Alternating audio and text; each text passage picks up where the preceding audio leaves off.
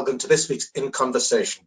My name's Phil Jackman and I lead on CyberNorth, Dynamo Northeast cybersecurity cluster, supported by Accenture and the Innovation Super Network. Each week, I'm talking to people in the cybersecurity industry from across the Northeast region. And today, I'm joined by Dave Sample from Advantex Networks Solutions. Hi, Dave. How are you? Hi Phil. All good. Good. Okay, first question then. Dave, can you start telling us a bit about yourself and what you do at Advantex?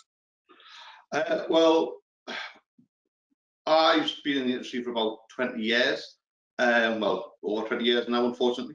I started with security back in 1999, in particular Cisco security, and basically let it evolve since then. I have an avid interest in Cisco, security as a platform, and Cisco managed to keep me on my toes in terms of the ever developing portfolio that they seem to acquire.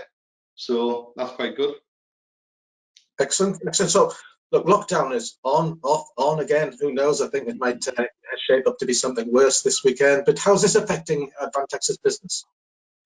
Well, dare I say it, we seem to be bearing it very well. About 2 weeks before the formal lockdown was announced, we got people working from home.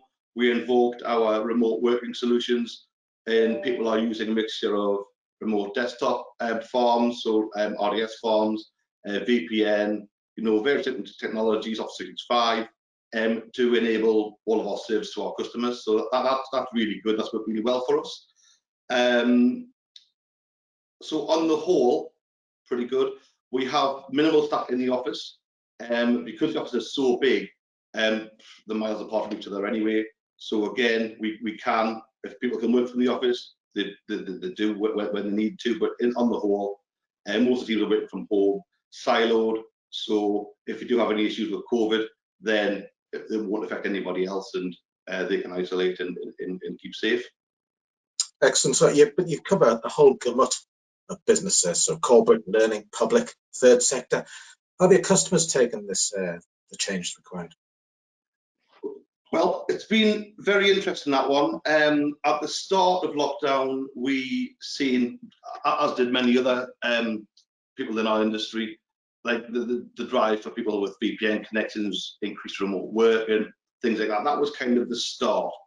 As that settled down, then we've seen businesses reconsider things that were in the pipeline that they weren't really pushing before. So we've seen a handful of businesses, some in hospitality, some in manufacturing, what have you, that weren't doing or didn't have Office 365, and they were humming and hawing about beforehand. And COVID actually pushed them into doing that, because they couldn't have that flexibility without 365. So we've seen a demand in that, and we had some quite interesting challenges about delivering that remotely. It was good. It was a good challenge to have, because we had to think, well, how do we do this migration without any hands-on site? So we were in total lockdown. So that was an interesting thing, and how we achieved that was, again, through remote access technologies. But the key was speaking to customers all the time, through their end users, getting the full engagement. So that was one thing. Another thing was security. With people working remotely, it brings a different security challenge, and people weren't protected from the traditional firewalls and the rules built on those firewalls in terms of things like the content filter and the malware at the gateway, that kind of stuff. So we've seen another increase in things like Cisco Umbrella for the DNS security. We've seen an increase in Cisco AMP for the anti-malware side. Now, the reason that we've seen those increases was because with everybody being remote, one of the business challenges was visibility. If you can't see the threats, how do you defend against them? So pulling all these products together gives you that visibility piece, so you can actually see what's going on with the users and keep them safe, not just from COVID, but from malware and other nasties. Excellent. So your comments about Microsoft Office will get all the conspiracy theories up and running. I think that's kind of a Bill Gates type of initiative. But are the Is each sector different, or are they the same? Have you had to approach them in a different way?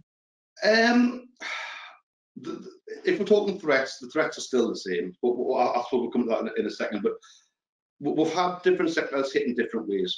Hospitality, as everyone will know, has been one of the worst hit sectors. So we have quite a lot of hospitality customers. We've worked with them on the run-up and into lockdown to basically thin down their services, so they're not paying for anything that they didn't need.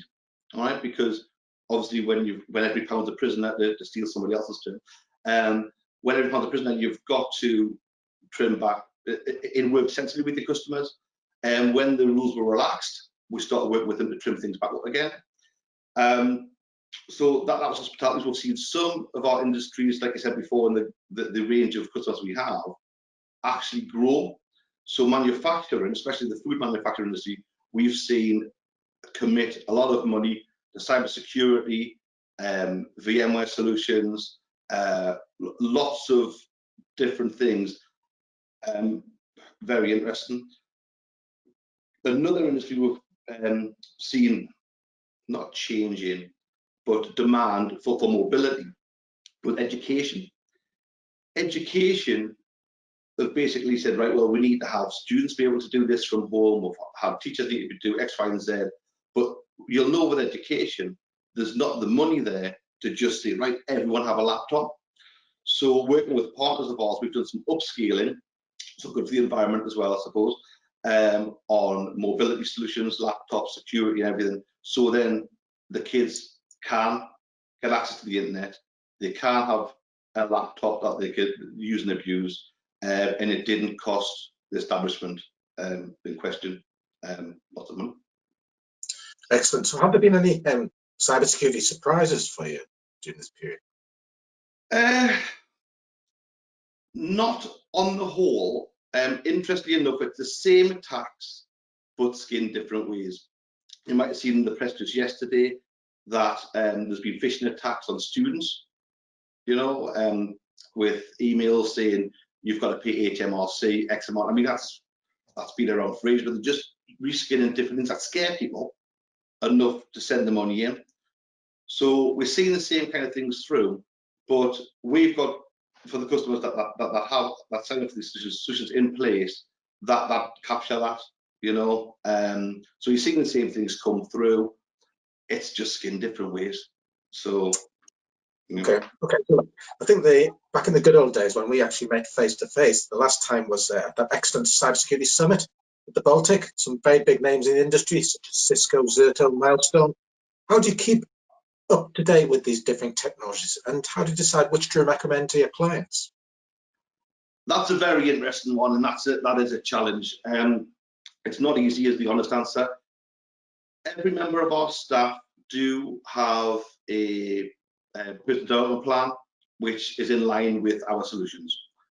What we try to achieve, and again, this is another challenge, but we try to do it as much as possible. Once an engineer has certified in a certain area, we will buddy him up with a person who's got knowledge and depth of knowledge in that area, so they can get experience in it. Because doing the qualifications isn't just enough to do everything. You know, you've got to do the exams, got to do the learning, but more importantly, you've got to get that hands-on experience. So we'll do that through a buddy system. Like I said, that's a challenge because you'll have a very busy team, especially at the moment. We have very busy teams, and it does become a logistical challenge, juggling around a little bit. But I've got engineers doing that at the moment, and it works very well. The key to keeping abreast of everything, like I said, education experience is the key to that. Okay, and it must be very easy to swamp your customers with too much information. How do you get the balance right without scaring them too much about it? Well, anyone who's had a meeting with me will know that I talk probably far too much. So I don't think I get the balance at all, to be honest with you.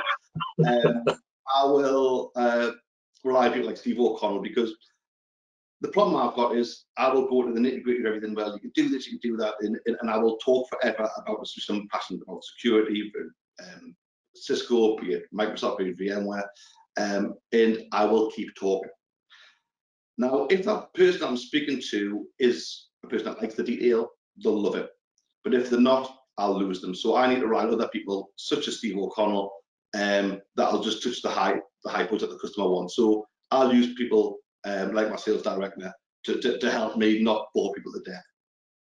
Oh, that's great. At least you recognise that it's horses for courses. So this is my last question then, Dave. These are difficult times. What are your hopes for the future? Well, I'm not allowed to swear in here, so I'll not swear, but I want COVID to go away. I want everyone to be safe, and I really want business to get back to normal. I want our hospitality customers back to full strength. I want to support them getting back to full strength. I want all of our partners, you know, back firing all cylinders. So we are there to support them through these hard times and beyond. Excellent. Right, well, thank you, Dave. That was excellent. I'd also like to thank Robert Campbell, who's helped me to set up these In Conversations. He does all the stuff behind the scenes. So look out for the next in our series. And if you're interested in taking part, please get in touch. Thanks very much, Dave. Thank you.